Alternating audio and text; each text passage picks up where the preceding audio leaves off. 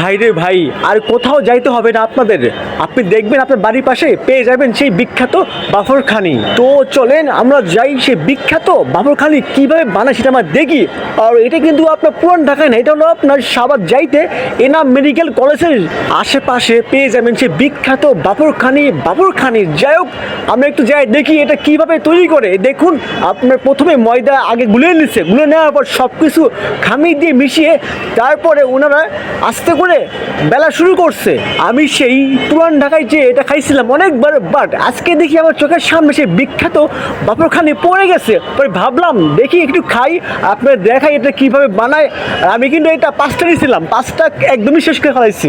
যাই হোক, আমি ভাবতে পারি না যে আমি এভাবে দেখবো সেই বিখ্যাত বাফরখানি আমার চোখের সামনে তারা বানাচ্ছে। কিন্তু এখানে যে পরিমাণে এগুলো চলে ভাই রে ভাই, যদি আপনি খান আপনি বুঝতে পারবেন এটা কতখানি ভালো। আমাকে ভাইরা বলেছে ভাই এই ভিডিও কি ভাইরাল হবে?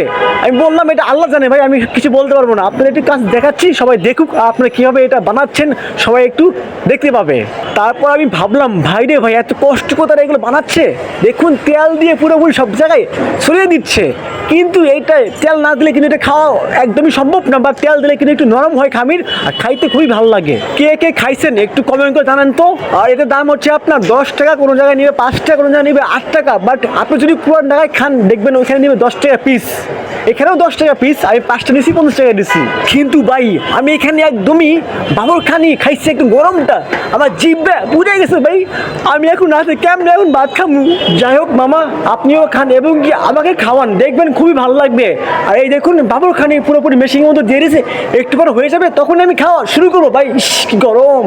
আমরা এখন রাতে হচ্ছে পুরোপুরি একদম গরম বাফরখানি, কিন্তু হচ্ছে একটা আমি একদমই গরম। এটা আমি এখানে খেয়ে দিই কেমন লাগে।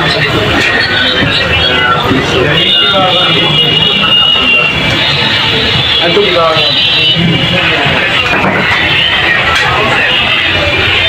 আর আমার পিছনে আপনার হচ্ছে এই বাফরখানি বানাচ্ছে, আর যে পরিমাণ গরম ভাই। ওই যেটা হলো আপনার হচ্ছে সাভার থাই স্ট্যান্ড, আপনি কিন্তু পেয়ে যাবেন। এটা হলো আপনার হচ্ছে বাফরখানির মেশিন।